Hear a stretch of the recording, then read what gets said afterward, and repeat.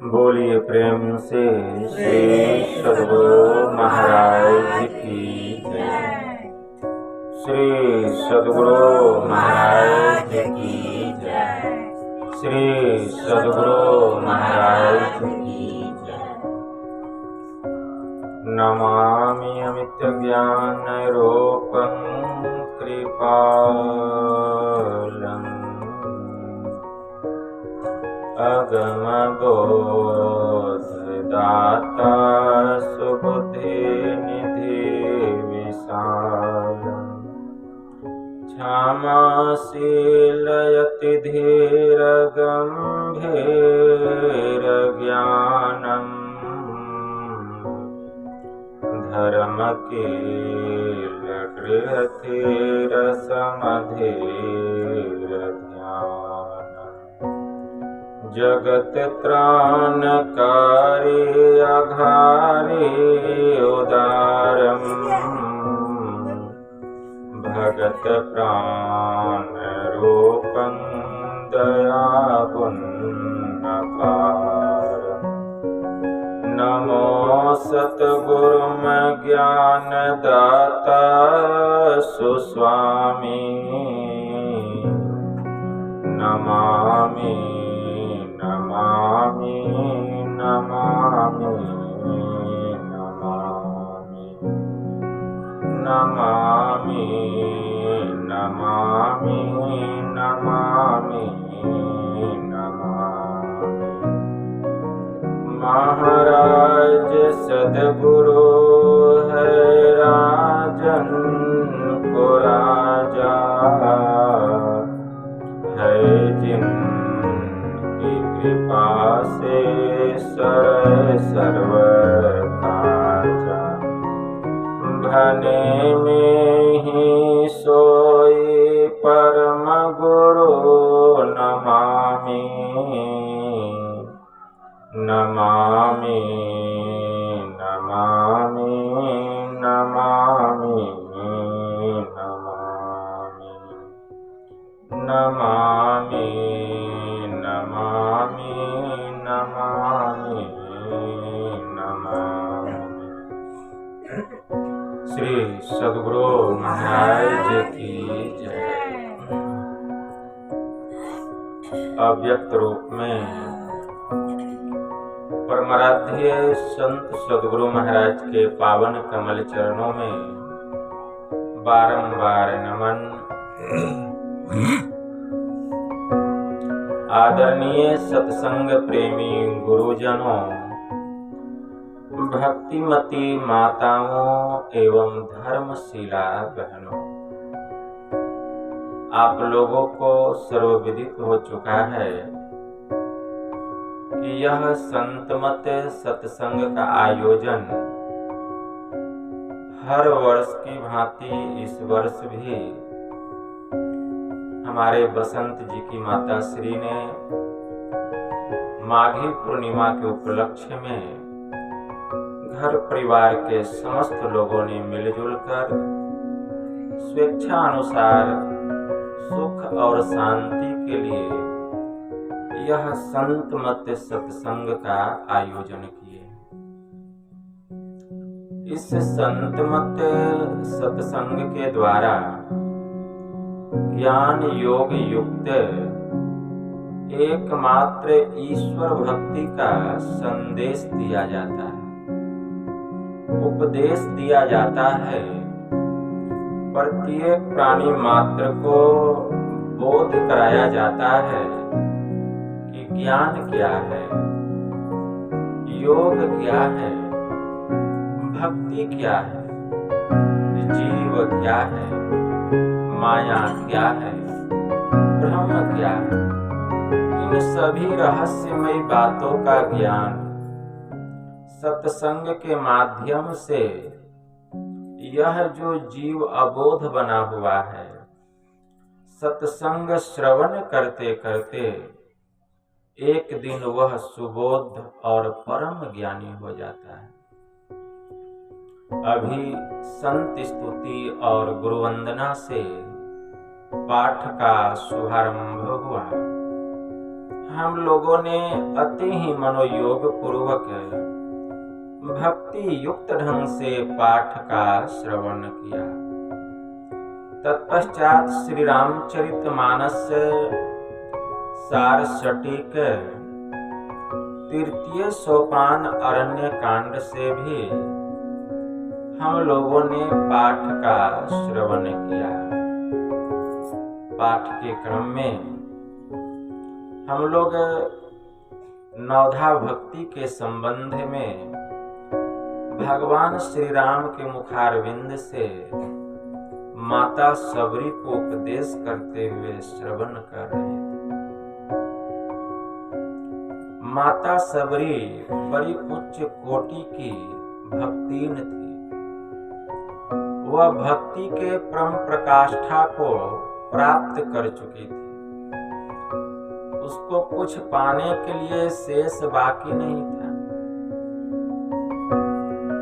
लेकिन फिर भी भगवान श्री राम ने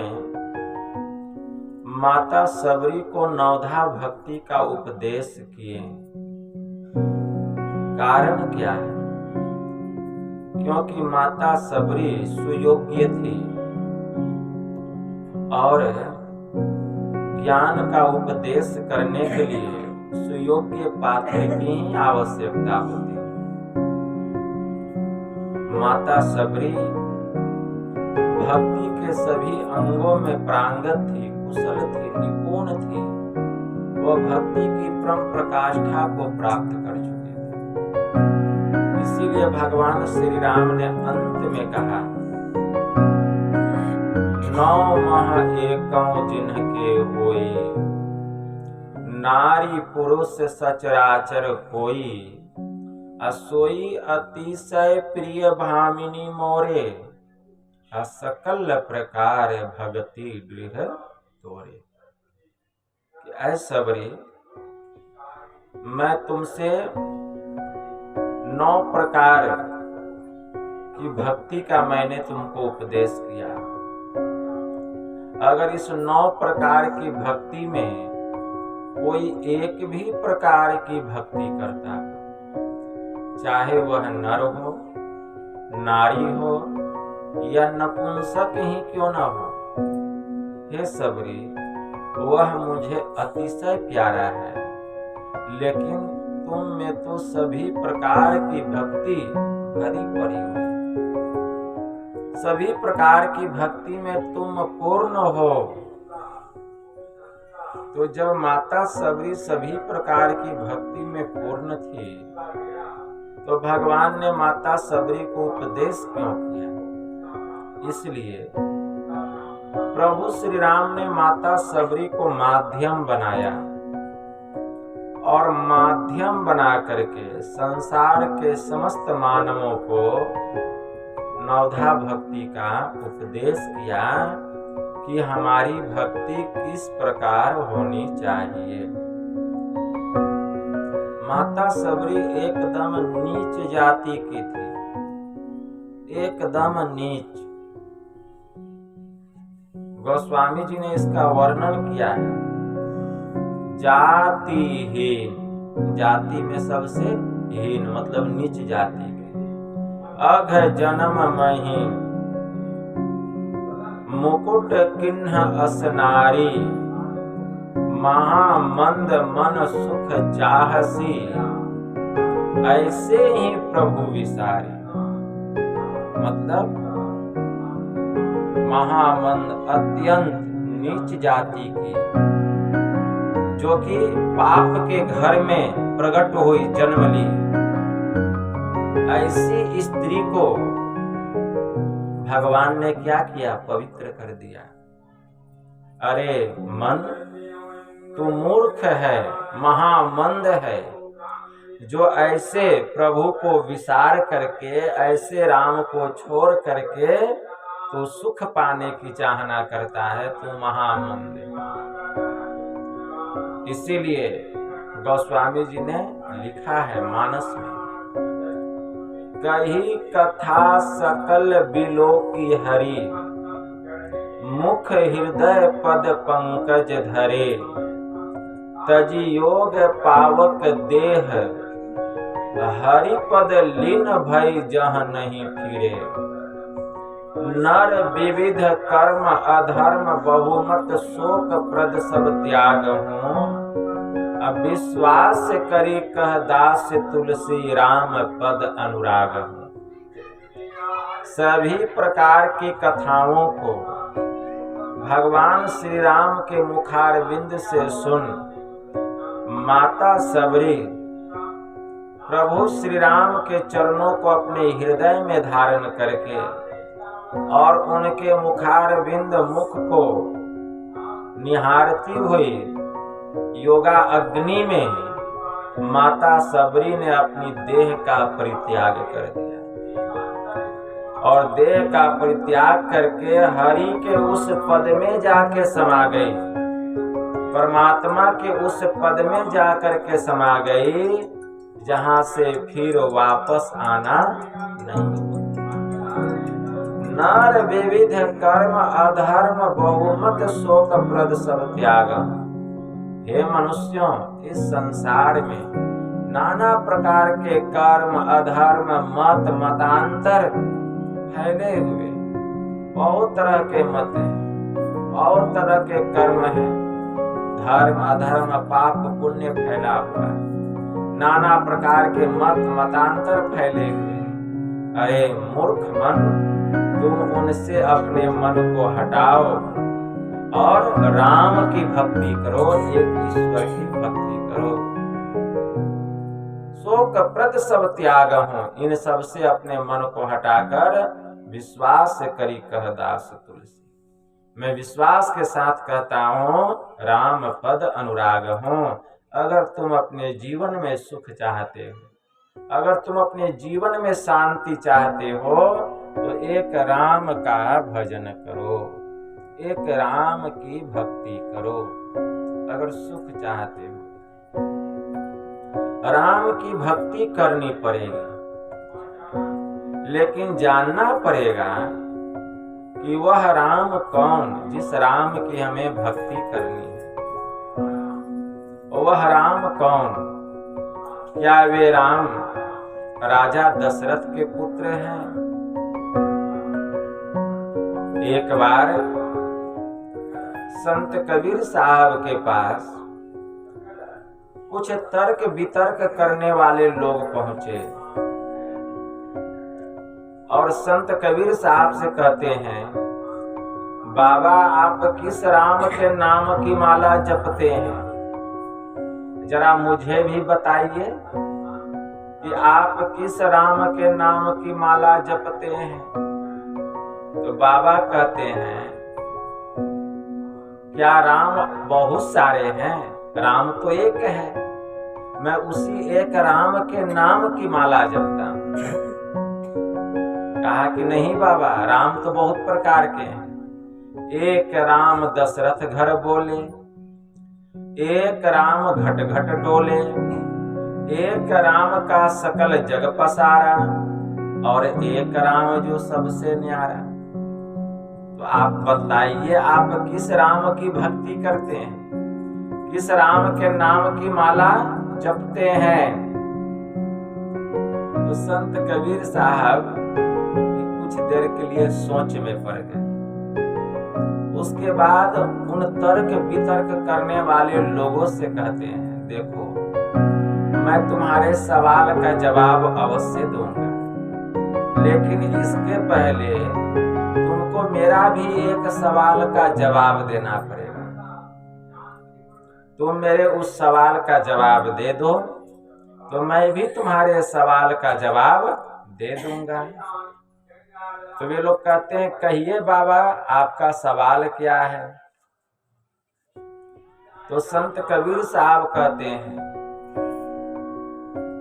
कि एक पिता तेरा दादी का छोरा, एक पिता तेरी बुआ का भाई, एक पिता पति तेरी माँ का और एक पिता तेरी नानी का जमाई।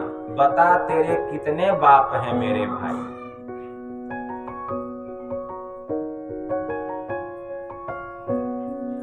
और जितने तर्क वितर्क करने वाले लोग थे सोचने लग गए, क्या कहते हैं, एक पिता मेरी दादी का छोरा, तो जो मेरा दादी का छोरा होगा वही तो मेरा पिता होगा। एक पिता तेरी बुआ का भाई, तो जो मेरी बुआ का भाई होगा वही तो मेरा पिता होगा। एक पिता पति तेरी माँ का, तो जो मेरी माँ का पति है वही तो मेरा बाप है। एक पिता तेरी नानी का जमाई, जो मेरी नानी का जमाई है वही तो मेरी माँ है, वही तो मेरा पिता है। तो पिता तो एक ही है।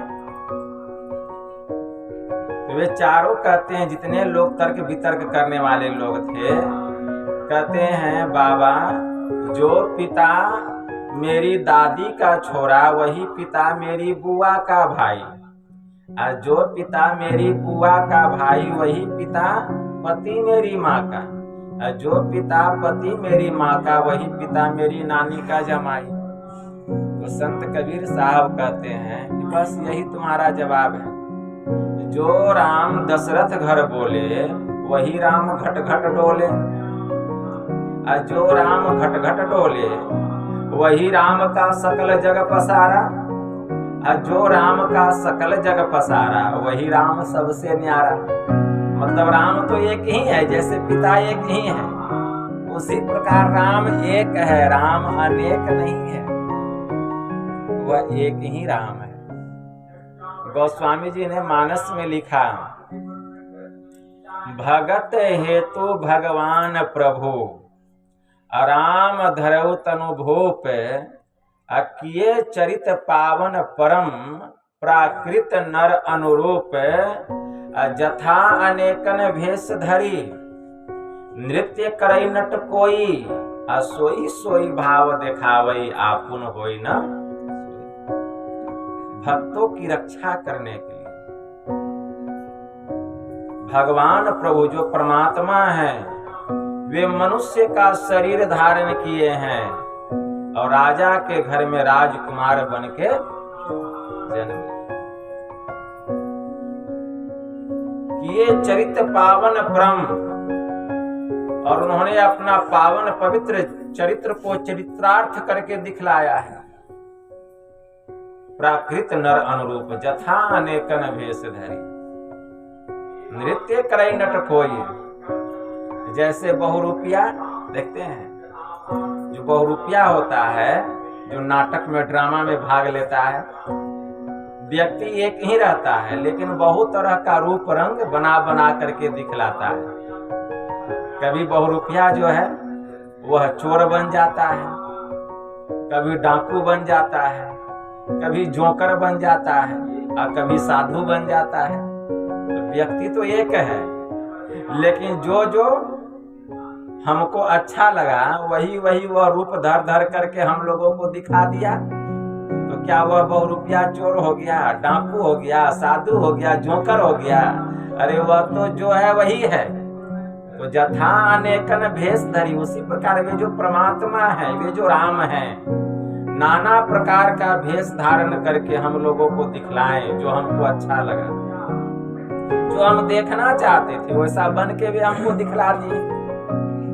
नृत्य करई नट कोई, जैसे नट नृत्य करता है बहुत सारे रूप को धर के, सोई सोई भाव दिखावई आपुन होई न सोई।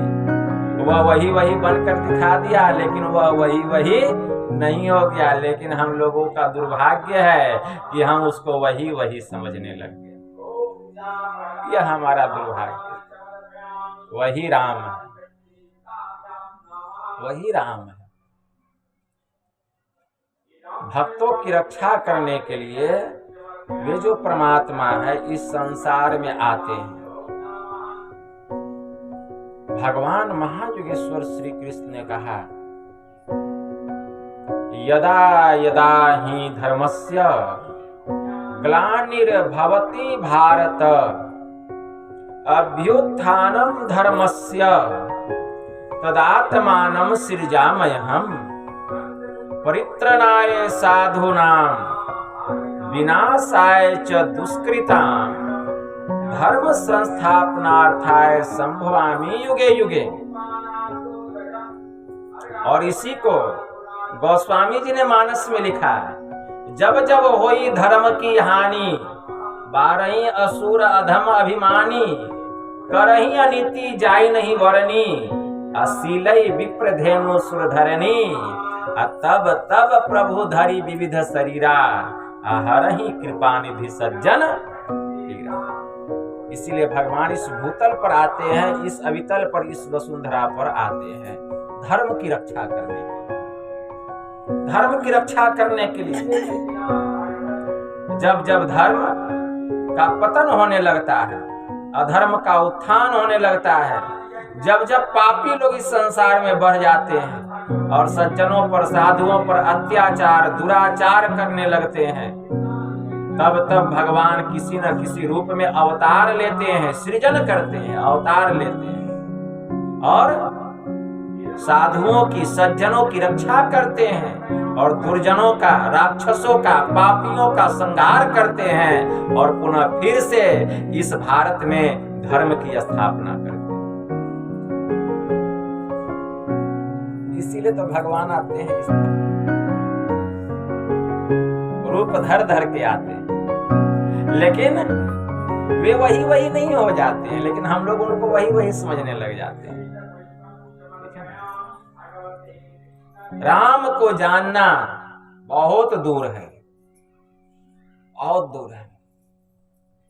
राम को जो जान लेंगे वे राम बन जाएंगे, जो राम को जान लेगा वह राम ही हो जाएगा। सोई जान ही अजहि देहु जनाई, जानत तुम ही हो जाए। इससे क्या पता चलता है कि जो प्रभु को जान लेते हैं, जो उस राम को जान लेते हैं, वे राम ही बन जाते हैं।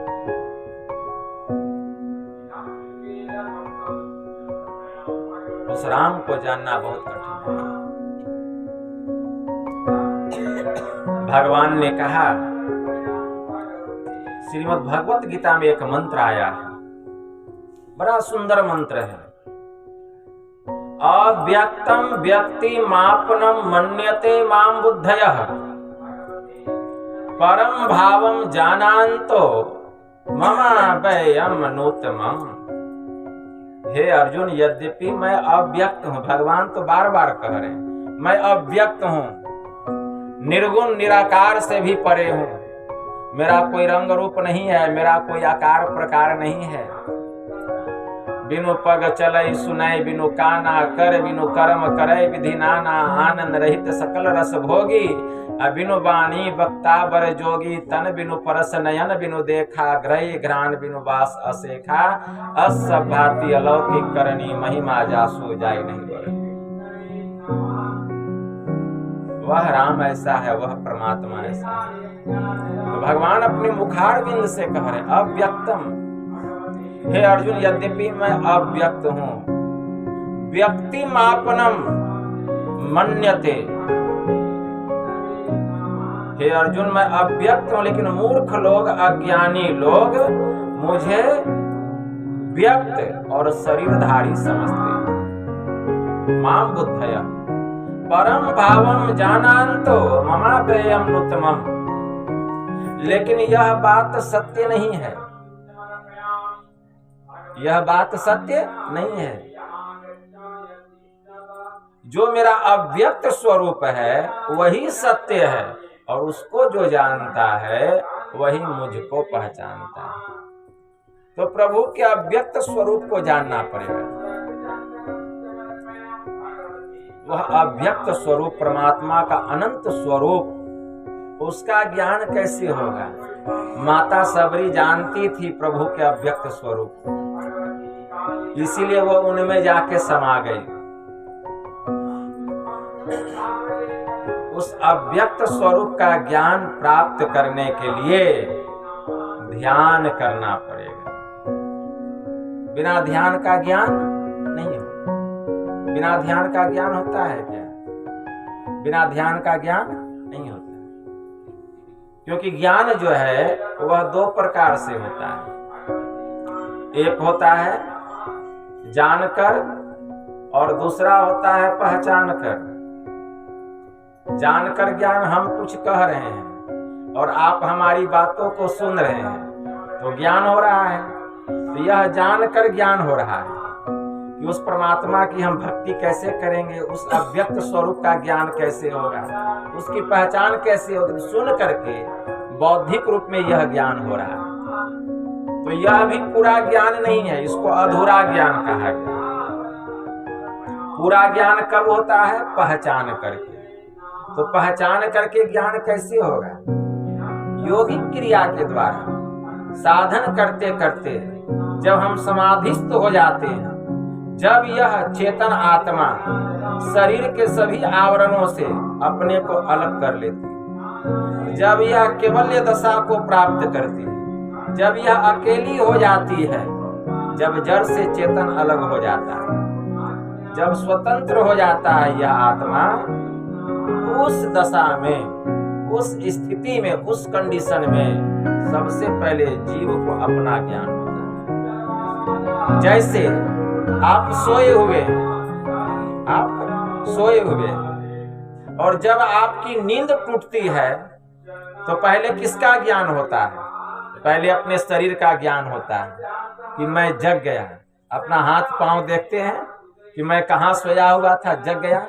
तो जब कोई व्यक्ति जगता है जो सोया हुआ है तो पहले उसको अपना शरीर का ज्ञान होता है, तब अगल बगल में जो वस्तु है, ठीक है ना, या जो कोई व्यक्ति विशेष है उनका ज्ञान होता है। उसी प्रकार यह चेतन आत्मा जब जड़ से अपने को अलग कर लेती है, जब सभी आवरणों को पार कर जाती है, जब सभी मंडलों को पार कर जाती है, जब यह केवल्य दशा को प्राप्त करती है, जब यह अकेली हो जाती है, जब चेतन पर से जड़ के सभी आवरण उतर जाते हैं, जब यह एकदम अकेली दशा में हो जाती है, तो पहले इसको अपना ज्ञान होता है कि मैं कौन हूं। जीव को अपना ज्ञान होता है, अपनी पहचान होती है। वह अपनी ओर देखता है, अरे तब मैं ऐसे, अब मैं ऐसे, तब मैं ऐसे, अब मैं ऐसे। यही जन्म का लाहा, यही आवागमन का चक्र था। जो जल में जल पैठ न निकसे, ढूंढी मिले यो जो लाहा। मतलब जैसे आप पहले थे वैसे आप अभी भी हो जाइए, ज्ञान हो जाएगा। तो तब मैं ऐसे, अब हम ऐसे, यही जन्म का लाहा। लेकिन अब हम ऐसे हो गए, पहले हम जैसे थे, आवरण सब उतर गया, अपना ज्ञान। लज्जा आती है जब हम पीछे देखते हैं कि हम किस कंडीशन में थे, किस स्थिति में थे, किस माया मोह के जंजाल में फंसे हुए थे, और आज से नहीं, जन्म जन्मांतर से फंसे हुए। लज्जा आती है, आत्मग्लानि होती है।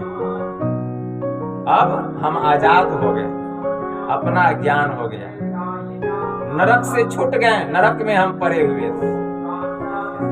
अब जब अपना ज्ञान हो गया, यह ज्ञान कैसा है, यह स्वरूप कैसा है आत्मा का, तो स्वामी जी ने वर्णन किया है। चिदानंद में देह तुम्हारी, अविगत विकार जान अधिकारी। शुद्ध चेतन आत्मा का जो स्वरूप है चिदानंद है, प्रकाश स्वरूप है। यह जो आत्मा है प्रकाश स्वरूप है। चिदानंद में देह तुम्हारी, विगत विकार जान अधिकारी। जो विकारों से रहित हो जाएंगे, जो इंद्रियों के ज्ञान से रहित हो जाएंगे, जो जड़ के सब आवरणों से रहित हो जाएंगे, वही इसका अधिकार प्राप्त करेंगे, अपना ज्ञान पाने का और प्रभु को पहचानने का। उसी को ज्ञान प्राप्त हो। ईशावास्योपनिषद में एक मंत्र आया, हिरण्मयेन पात्रेण सत्या अस्यापिहित मुखम तत्वं पूषण पावृणो सत्य धर्माय दृष्टये। आदित्य मंडल अस्त ब्रह्म का मुख ज्योतिर्मय पात्र से ढका हुआ है। हे पूषण, मुझे सत्य धर्मा को, आत्मा की उपलब्धि के लिए तू उसे उघाड़ दे। हिरण्मयेन पात्रेण सत्या अस्यापिहित मुखम तत्वं पूषण पावृणो सत्य धर्माय दृष्टये। हमारा ईशावास्योपनिषद का मंत्र कहता है, तो जिस दिन जड़ से यह चेतन अलग हो जाएगा, अपना ज्ञान हो जाएगा, अपनी पहचान हो जाएगी। और जब अपना ज्ञान होगा, अपनी पहचान होगी, तब क्या ज्ञान होगा? ज्ञान होगा। उसमें क्या ज्ञान होगा? आप देखेंगे पीछे मुड़ के कि संसार में जितने रूप हैं, संसार में जितने रूप हैं, चाहे वह माता का रूप हो, चाहे वह पिता का रूप हो, उस समय उस दशा में, चाहे भाई का रूप हो, चाहे बहन का रूप हो, चाहे पति का रूप हो, चाहे पत्नी का रूप हो, चाहे चाचा चाची का रूप क्यों ना हो, चाहे गाय का, कुत्ता का, भेड़ का, बाघ का, बकरी का, किसी का भी रूप क्यों ना हो, उस समय आप सब में उसी स्वरूप को देखेंगे। जैसा आपका स्वरूप है वैसा ही सबका स्वरूप। यह ज्ञान हो जाएगा, यह ज्ञान हो जाएगा। उस समय यह ज्ञान हो जाएगा। देखेंगे कि जो मेरा स्वरूप है वही तो सबका स्वरूप है। इसीलिए उसके मन में न तो किसी प्रकार का काम उत्पन्न होता है। समझ जाइए बात को। उस कंडीशन में, उस दशा में न तो उसके मन में काम उत्पन्न होता है किसी के प्रति, न तो उसके मन में क्रोध उत्पन्न होता है किसी के प्रति, न तो उसके मन में राग उत्पन्न होता है किसी के प्रति, न ही उसके मन में वासना उत्पन्न होती है किसी के प्रति। क्यों? उसको ज्ञान हो गया। वह सब में देख रहा है जो मेरा स्वरूप है वही उसका स्वरूप है। तो काम किसके प्रति उत्पन्न होगा? क्रोध किसके प्रति उत्पन्न होगा? लोभ किसके प्रति उत्पन्न होगा? वासना किसके प्रति उत्पन्न होगी? वह सब में उसी स्वरूप को देखता है। यह ज्ञान हो जाता है। बस यही ज्ञान है। जो इस ज्ञान को प्राप्त कर लेता है वही ज्ञानी महापुरुष कहलाता है। सब ज्ञानी नहीं होता है, वह ज्ञानी महापुरुष है। अब देखिए, वह फिर ऊपर देखता है, ऊपर देखता है साक्षात वह ब्रह्म, वह परमात्मा। क्या देखता है? अरे जो मेरा स्वरूप है वही तो ब्रह्म का भी स्वरूप है, उसका भी वैसा ही स्वरूप है, एकदम सेम, कोई अंतर नहीं है। जैसा मेरा स्वरूप है वैसा ही ब्रह्म का स्वरूप है। जब ऊपर देखता है, नीचे भी देखता है तो वही, जैसा मेरा स्वरूप है वही सबका स्वरूप है। इसीलिए इस संसार को ब्रह्ममय कहा गया। यह संसार जो है ब्रह्म से ओतप्रोत है, बुना हुआ और गुथा हुआ। देखता है ब्रह्म का भी वही स्वरूप है। वह बड़ा अचंभित होता है। तब एक शब्द होता है वहीं पर जो उस अवस्था को प्राप्त करता है। उसी शब्द को ब्रह्मनाद कहा गया, उसी शब्द को सार शब्द कहा गया, उसी को सतनाम कहा गया। वह शब्द होता है। कुदरती काबे की मेहराब में तू सुन गौर से, आ रही दूर से सदा तुझे बुलाने। वह शब्द उसी ब्रह्म के पास से आ रहा है।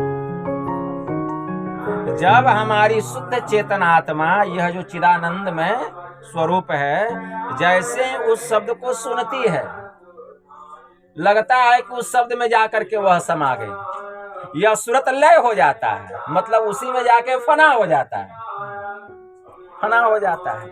और जब लय हो जाता है उस शब्द में, तो वही शब्द जो है उस लय सूरत को उस परमात्मा में ले जाकर के मिला देता है। साहिब साहिब क्या करे, साहिब तेरे पास, साहिब तेरे पास याद करूं होवे हाजिर। अंदर धंसी के देखूं साहिब मिलेगा नादिर। मान मनी हो फना तब नूर नजर में आवे। गुर का डारे टार खुदा वा खुद दर्शावे। रूह करे में राज में कुफर का खोली कुलावा। 30 रोजा रहे अंदर में 7 रेकाबा। लाम कान में रब को पावे पलटू दास। अरे साहब साहब क्या करे साहब तेरे पास, कहीं दूर में थोड़े है, वह तेरे पास में है। तो देखिए कैसा ज्ञान है, अनोखा ज्ञान है। इस ज्ञान को लोग क्या जानेंगे? साधारण ज्ञान है, बहुत गंभीर ज्ञान है, बहुत गंभीर ज्ञान है। संत कबीर साहब ने कहा, स्वरूप अखंडित चेतनस्य चेतन ऊंचे नीचे आगे पीछे दाहिने बाएं अनन्य, बड़ते बड़ा छोटते छोटा मीते सब लेखा, सबके मध्य निरंतर वह साईं दृष्टि दृष्टि सो देखा। उस समय ज्ञान हो जाएगा, सबके मध्य निरंतर वह साईं दृष्टि दृष्टि सो देखा। चाम चसम सो नजरी न आवे, खोजे रूह के नैना, मतलब इस चमड़े के आंख से वह दिखाई में आने वाला नहीं है। इस चमड़े के आंख से उसको देखेंगे, इस चमड़े के आंख से तो देखेंगे यह मेरी माँ का शरीर है, यह मेरे पिता का शरीर है, यह मेरी पत्नी का शरीर है। चमड़े के आंख से चमड़ा का ज्ञान होता है। चमड़े की आंख से किसका ज्ञान होगा? चमड़ा का ही ज्ञान होगा, रूह का ज्ञान नहीं होगा। रूह का ज्ञान तो रूह से होता है। तो चाम चश्म सो नजरी न आवे, खोजे रूह के नैना, चुन चगुन वजुद न मानु ते शुभा नमुना ऐना। जैसे ऐना सब दर्शावे, जो कुछ भेष बनावे, जो अनुमान करे साहब का सो साहब दर्शावे। जाही रूह अल्लाह के भीतर, ते ही भीतर के ठाई, रूप अरूप हमारी आस है, हम तो दुनहु के साईं। जो कोई रूह आपनी देखा, सो परमारथ को पेखा, कहे कबीर स्वरूप हमारा साहब का दिल देखा। तो बस जो मेरा स्वरूप है वही ब्रह्म का भी स्वरूप है। कैसा ज्ञान है यह! ज्ञान जब सुनने को मिलता है तो जीव पर इसका ठोकर लगता है, ज्ञान का ठोकर। यह जीव के अंदर का जो ज्ञान है यह जग जाता है। वासना समाप्त हो जाती है, इसकी वासना खत्म हो जाता है, ज्ञान होता है। इसके अंदर में अग्नि प्रकट होती है, ज्ञान की अग्नि प्रकट होती है। क्यों?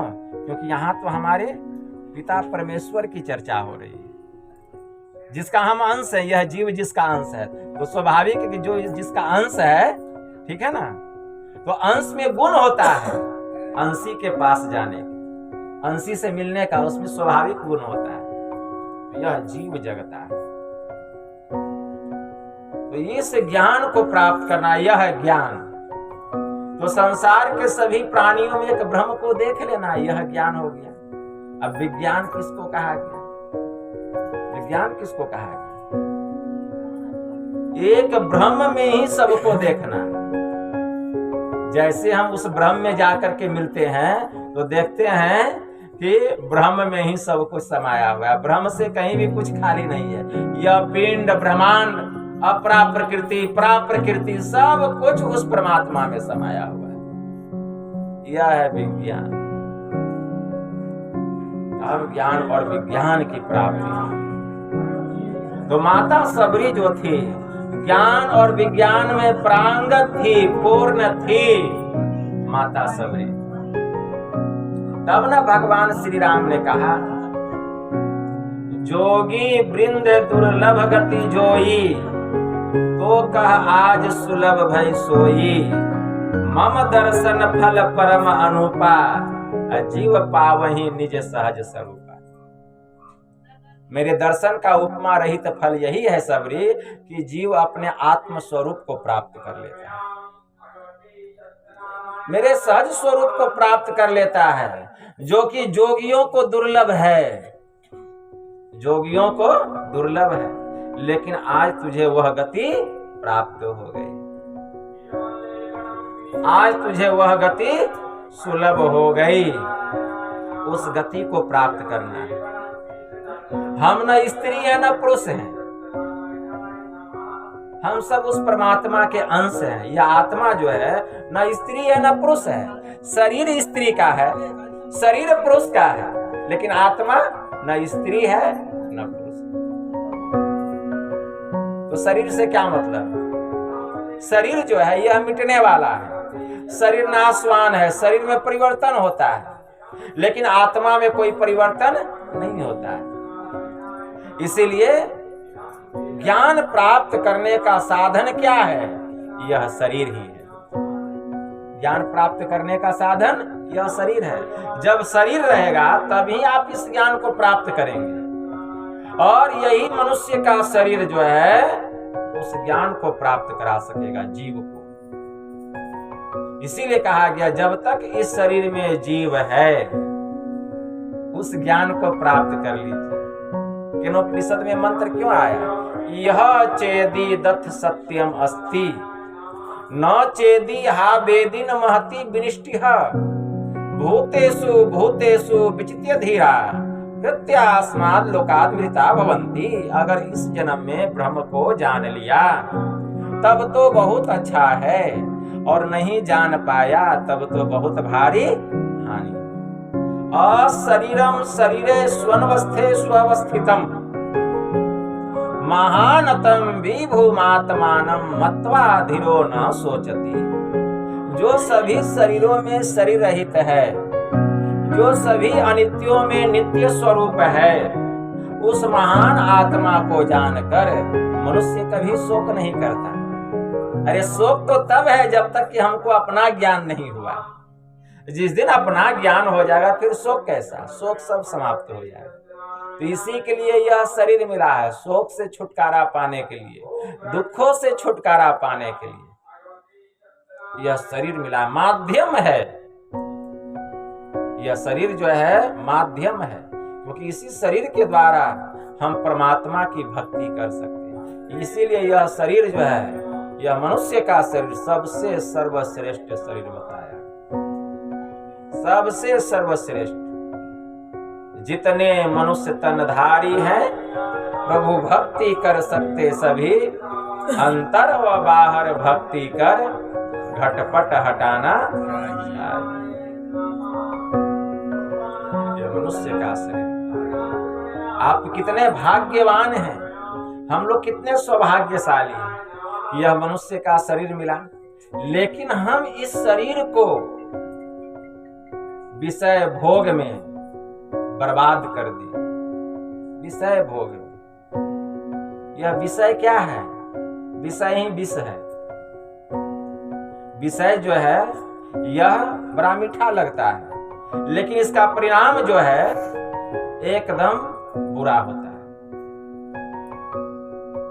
विषय यह को ढक्कन मान लीजिए तो क्या बच गया? विष बच गया। ढक्कन को हटाइए तो विषय विष ही है। रूप रस गंध स्पर्श और शब्द, संसार के जितने प्राणी हैं सब पंच विषय के फेरे में घेरे में पड़कर अपने जीवन को बर्बाद कर।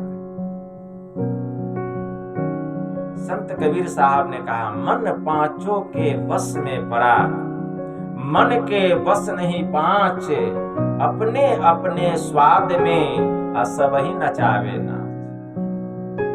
सब अपना अपना स्वाद ले रहा है। आंख का स्वभाव क्या है? रूप को देखना, कान को शब्द को सुनना, नासिका को गंध दुर्गंध लेना, जिह्वा स्वाद देना, चमड़ा स्पर्श करना। यही पंच विषयों में हमारा जो यह मन है इंद्रियों का संग करके इस विषय का भोग कर रहा है। भोगने वाला कौन है? मन है, और माध्यम इंद्रियां है। माध्यम इंद्रियां है। इंद्रियों के द्वारा मन इसका भोग कर रहा है। अगर कोई हमसे पूछे कि रूप क्या है तो हम तुरंत जवाब देते हैं, जो आंख से ग्रहण हो वह रूप है। कोई पूछे शब्द क्या है तो जो कान से ग्रहण हो वह शब्द है।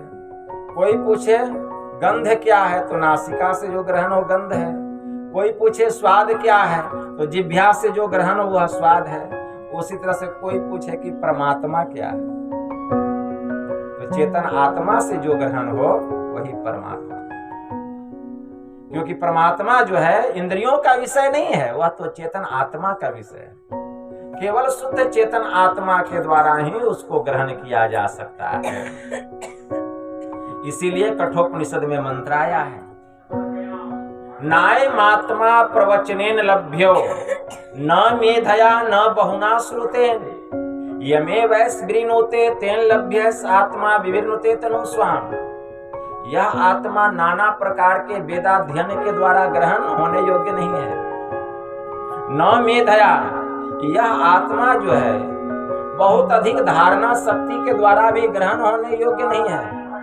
न बहुना श्रुतेन, यह जो आत्मा है बहुत अधिक सत्संग सुन करके भी हम इसको ग्रहण नहीं कर सकते। तब किस प्रकार ग्रहण किया जा सकता? तो यम ने नचिकेता से कहा यह नचिकेता यमे वैस वृणुते तेन लभ्यस आत्मा विवृणुते तनुम स्वाम। साधक जिस आत्मा का वर्ण करता है उसी वर्ण किए हुए आत्मा से आत्मा पहले अपने आत्म स्वरूप को प्रकाशित करती है और इसी प्रकाशित आत्मा से ब्रह्म स्वरूप का ज्ञान होता है, उसकी पहचान होती है। तो कैसे ज्ञान होगा? शुद्ध चेतन आत्मा के द्वारा। तो जैसे इंद्रियां जो है विषय का ज्ञान करा देती है, ठीक उसी प्रकार चेतन आत्मा, शुद्ध चेतन आत्मा ब्रह्म के स्वरूप की पहचान करा देता है। इसीलिए पहले अपने को जानो। आप जो बंधन में पड़े हुए हैं शरीर और इंद्रियों के बंधन में, इससे अपने को निकालो, अपने को फुटाओ। स्वामी ब्रह्मानंद जी महाराज की वाणी में आया, जिमी दूध के मथन से निकसत है घीव जतन से, अतिमि ध्यान के लगन से पार ब्रह्मले निहारा।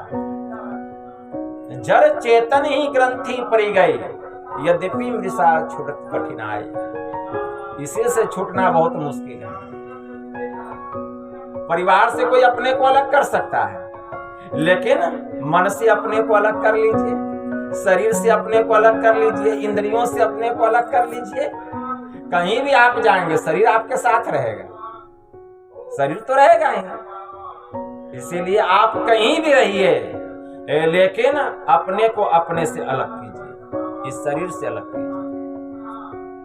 इसी के लिए है साधन, इसी के लिए है भजन, इसी के लिए है ध्यान। तो यह ध्यान करने से होगा, बिना ध्यान का नहीं होगा। ध्यान करना पड़ेगा। अब ध्यान की बात आ गई, ध्यान करना पड़ेगा।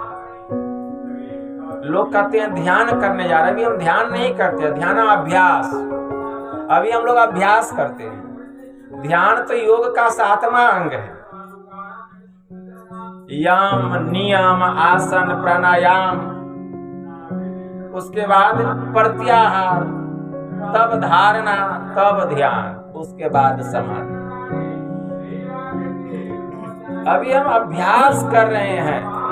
अभ्यास जिस दिन दृष्टि की दोनों धार एक हो जाएगी, जिस दिन हमारी दृष्टि जो है सुषुम्ना में जाकर के अस्थिर हो जाएगी, जिस दिन हमारी दृष्टि की दोनों धार आज्ञा चक्र 10वें द्वार में जाकर के प्रतिष्ठित हो जाएगी, तब वह पर्दा जो है फटेगा।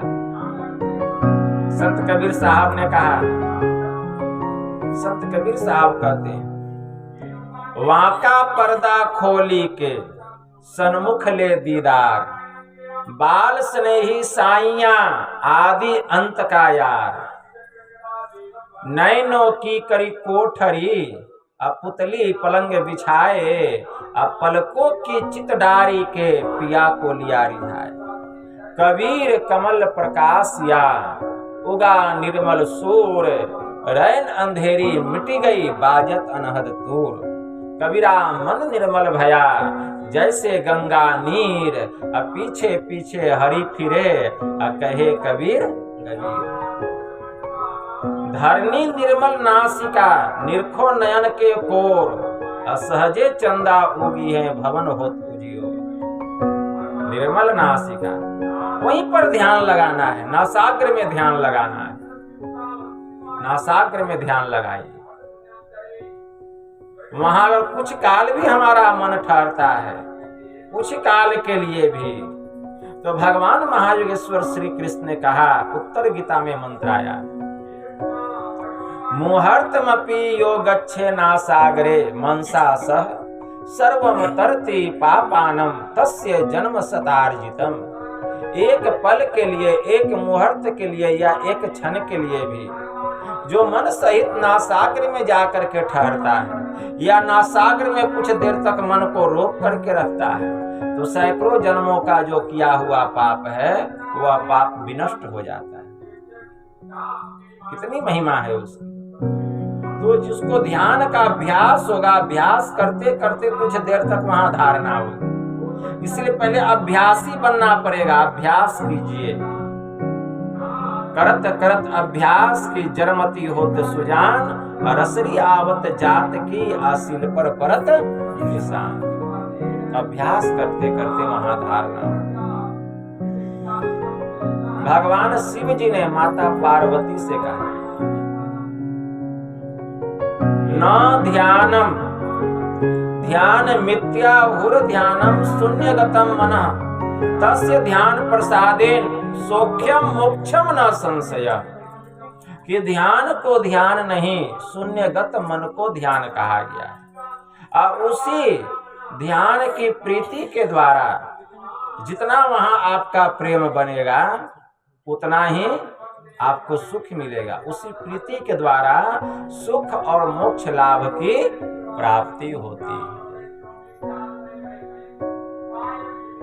मनोवाक्यम तथा कर्म तृतीयम यत्र लीयते बिना स्वप्नम तथा निद्रा अब्रह्म ज्ञान तदुच्यते। मन, वाणी और कर्म तीनों जहां से लौट आते हैं। स्वप्न भी बिना निद्रा की तरह है, बिना अवलंब के जो ज्ञान प्राप्त होता है। ऐसा नहीं कि हम स्वप्न देख रहे, नहीं, बिना अवलंब का, किसी प्रकार का कोई अवलंब नहीं। जब ब्रह्म ज्ञान होता कोई अवलंब नहीं, बिना अवलंब के।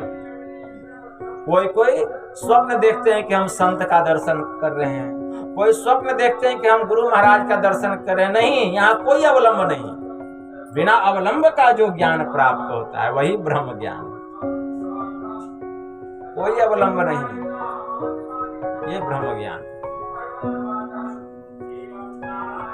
भगवान शिव जी ने कहा, श्लोकार्धन्तु प्रवस्यामि यदुक्तम तत्वदर्शभि सर्वचिंतां परित्यागो निश्चिंतो योग उच्यते। भगवान शिव ने भरी सभा में माता पार्वती से कहा कि अभी जिस विषय का वर्णन महात्मा गणों ने किया है, जिस तत्व का वर्णन, मैं उसी विषय का वर्णन आधे श्लोक में करूंगा।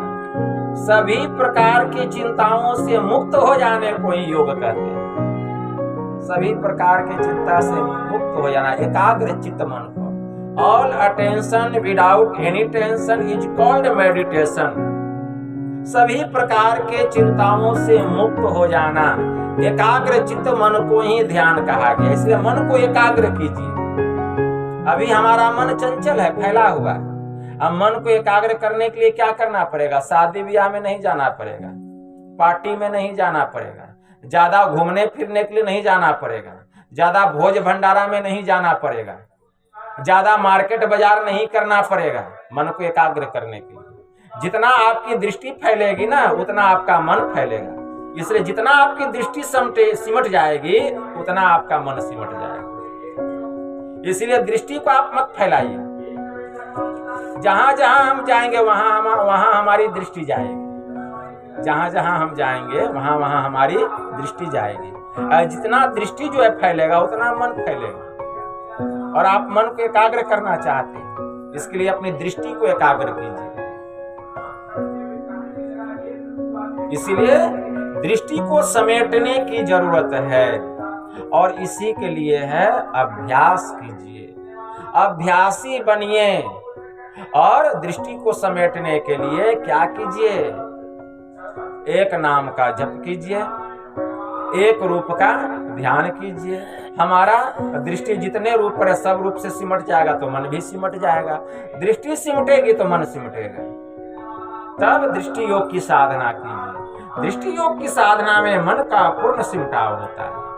मन का पूर्ण सिमटाव का साधन अगर कोई है तो वह है दृष्टि योग की साधना। इसी साधना के द्वारा हमारा मन इतना सिमट जाएगा, इतना सिमट जाएगा कि अंधकार जो है, यह जो वज्र का पाठ है, पहाड़ के समान है, यह भी सिमट करके एक तिल बिंदु के समान हो जाएगा। क्यों? आपका मन सिमट गया, आपकी दृष्टि सिमट गई। और उसी तिल बिंदु पर अगर मन कुछ देर के लिए ठहर जाएगा तो दृष्टि की दोनों धार जाके वहां मिलेगी, एकदम मिलेगी।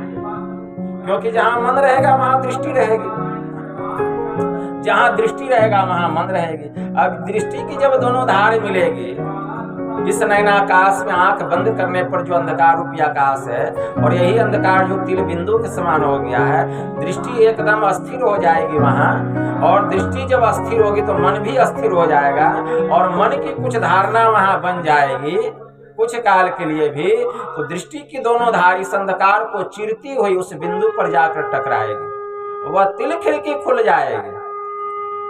दृष्टि योग अभ्यास अति ही करत कंपनी सहज ही छूटे प्रौर होवे सुरत, तिल दरवाजा टूटे नजर की जोर से। तिल दरवाजा टूटे नजर की जोर से, तिल दरवाजा टूट जाएगा, वह तिल बिंदु टूट जाएगी, और वहीं पर चमचमाता हुआ वह ज्योतिर्मय बिंदु प्रकट हो जाएगा। अरे हारे में ही लगे टकटकी खूब जोर बड़े जोर से। टकटकी लग जाएगी। क्या टकटकी लगेगी?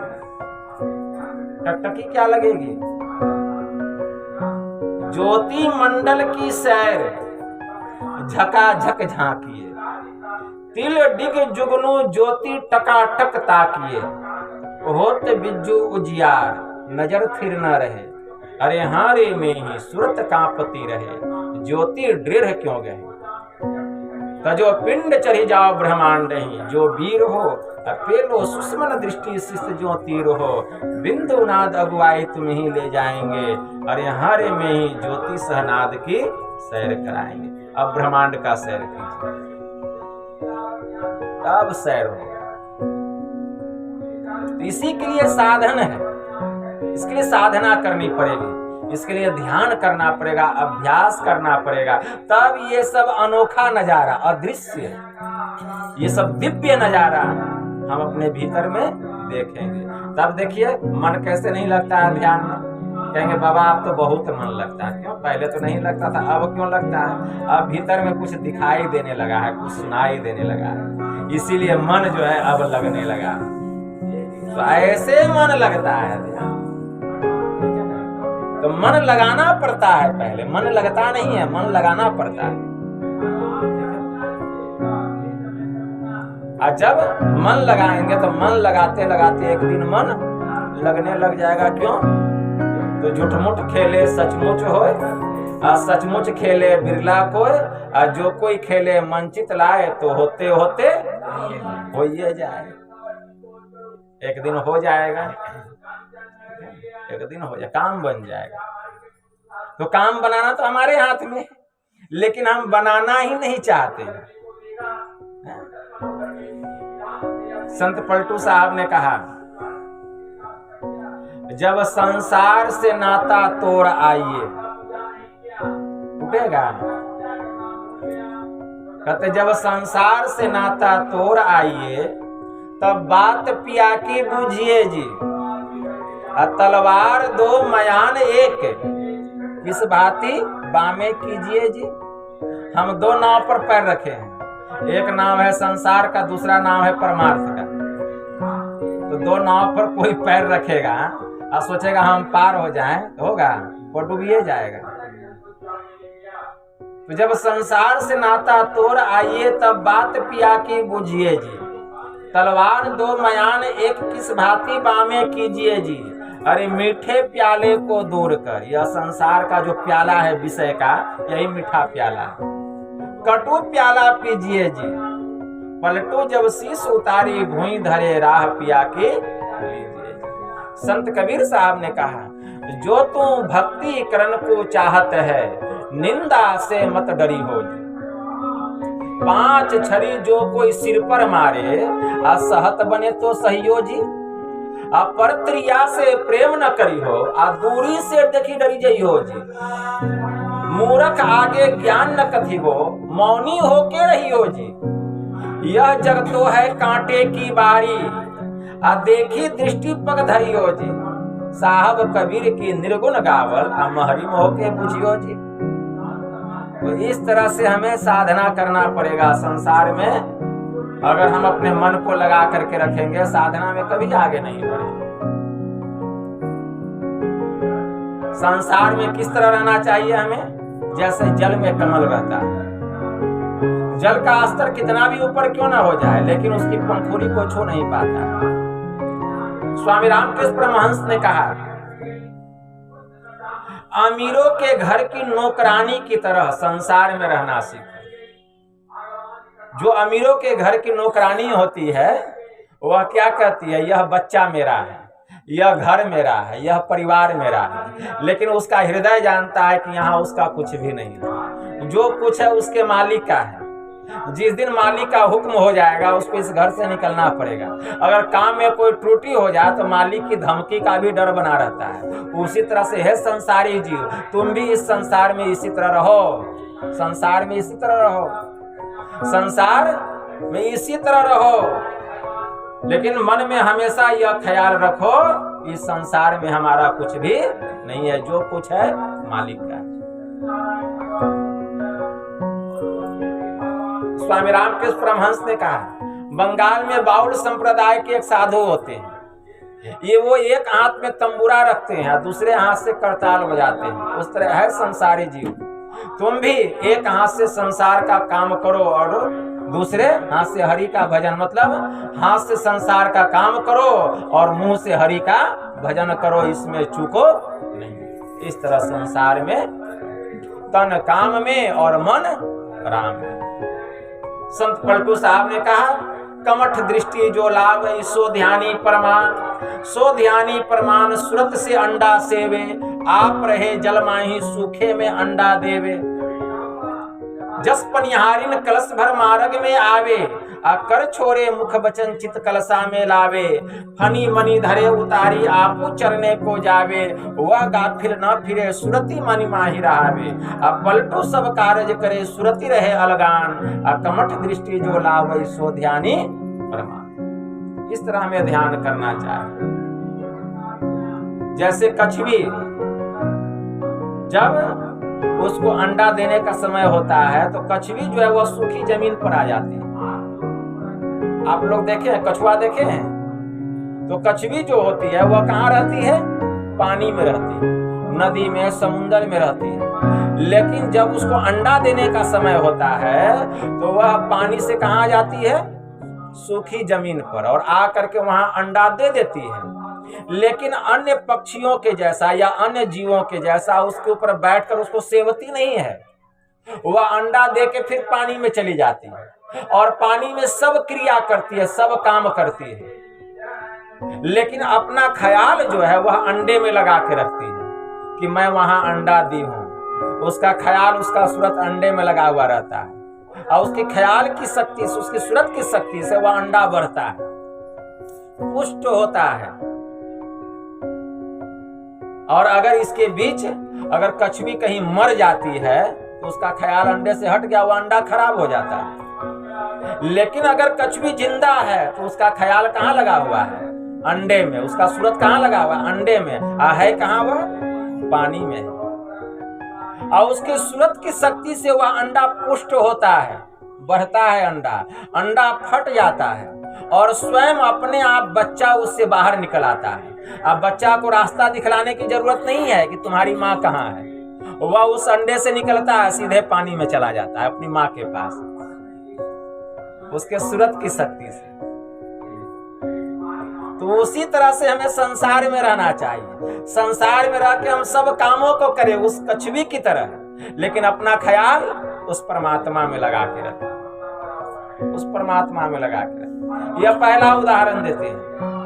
दूसरा उदाहरण क्या देते हैं? पनिहारिन का उदाहरण देते हैं। पनिहारिन का क्या उदाहरण देते हैं? जैसे पनिहारिन जो होती है, जब उसको पानी जब वह लेती है तो अभी तो समरसेबुल हो गया, घर घर में नल, घर घर में जल, ठीक है ना, पानी की व्यवस्था हो गई। लेकिन उस समय पानी लाने के लिए लोगों को सुदूर जाना पड़ता था, नदी में, तालाब में, पोखर में जाना पड़ता था। बहुत लोग कुआं बनाते थे पानी निकालने के लिए। तो जस पनिहारिन कलश भर मार्ग में आवे, तो जो पनिहारिन होती थी अपनी सखी सहेलियों के साथ जाती थी, तो वह एक बर्तन लेती थी, उसमें मिट्टी का बर्तन होता था। अभी तो स्टील का हो गया, तांबा का, पीतल का, कांसा का, लेकिन उसमें मिट्टी का बर्तन होता था। तो जो पनिहारिन होती थी अपनी सखी सहेलियों के साथ मिलके जाती थी कुआं पर।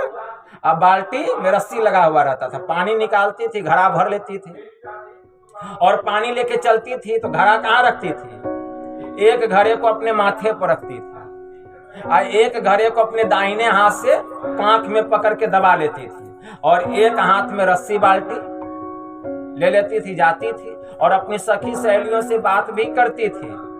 अब बताइए, एक हाथ से तो घड़ा पकड़ी हुई है, दाहिने हाथ से दबाई हुई है कांख में, और दूसरे हाथ में रस्सी और बाल्टी है, लेकिन माथे में जो घड़ा है उसको कैसे वह पकड़ी है? सिर पर जो घड़ा रखा हुआ है, लेकिन वह सखी सहेलियों से बात कर रही है, नाच रही है, गा रही है, लेकिन घड़ा उसके माथे से नहीं गिरता। क्यों?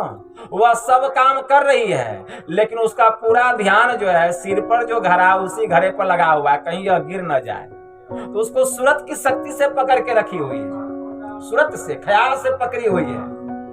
सब काम कर रही है, लेकिन उसका ख्याल कहाँ है? सिर पर है, जो घड़ा है माथे पर। तो जस पनिहारिन कलश भर मार्ग में आवे, आ कर छोड़े मुख बचन चित कलशा में लावे। फनी मनी धरे उतारी आपू चरने को जावे। जंगल में इच्छाधारी सर्प होते हैं, जब उनको भूख लगती है तो मुंह से अपना मणि निकाल देते हैं। उस मणि से बहुत प्रकाश निकलता है और जहां तक उसका प्रकाश जाता है कीड़े मकोड़े आते हैं, उसका वे आहार करते हैं, वे बहुत दूर तक चले जाते हैं। सर्प जो है शिकार करते करते बहुत दूर तक चले जाते हैं, लेकिन दूर तो चले जाते हैं, लेकिन उसका ख्याल उसी मणि पर लगा रहता है कि कहीं कोई दुर्जन मेरी मणि को उठा नहीं ले, कोई मणि को उठा नहीं ले। तो जस पनिहारिन कलश भर मार्ग में आवे, कर छोड़े मुख बचन चित कलशा में लावे। फनी मनी धरे उतारी आपू चरने को जावे, लेकिन वह गाफिल न फिरे सूरत मणि माही रावे। कहीं कोई गाफिल, कोई दुष्ट मेरी मणि को न ले ले, इसीलिए हमेशा सर्प का ख्याल अपनी मणि पर लगा हुआ है और सब काम भी करता है। तो उसी तरह इस संसार में रहकर हमें सब कामों को करते हुए अपना मन परमात्मा रूपी लाल में लगा के रखना चाहिए। पलटो सब कारज करे, असुरति रहे अलगान, कमठ दृष्टि जो लावई सो ध्यानी परमात्मा। ऐसा ध्यान जिसका होगा वही साधना में आगे बढ़ेगा। तो इस प्रकार हमें संसार में रहते हुए हमें परमात्मा की भक्ति करनी चाहिए, तो यह संसार भी हमारा बन जाएगा और परमार्थ भी बन जाएगा। तो कहने के लिए बहुत बात है, लेकिन समय भी बहुत हो चुका, 1 घंटा से भी ऊपर हो गया। यही थोड़ा सा आप लोगों की सेवा में कहा, बस इतना ही कहकर मैं अपनी वाणी को यहीं विराम देता हूँ। बोलिए प्रेम से श्री सद्गुरु महाराज की जय। गुरु महाराज की तरफ से आप लोगों को आशीर्वाद देता हूँ कि आप लोग इतना कीमती समय निकाल कर सत्संग में आए। आपके मन की जो कामनाएं हैं गुरु महाराज उसको पूरा करें, आपके जीवन के जो कष्ट हैं गुरुदेव उसका हरण करें और ध्यान साधना में आप लोगों की उन्नति हो। इतना ही कहकर गुरु महाराज के श्री चरणों में प्रेम पुष्प समर्पित करते हुए मैं अपनी वाणी को यहीं विराम देता हूँ। बोलिए प्रेम से श्री सद्गुरु महाराज की जय।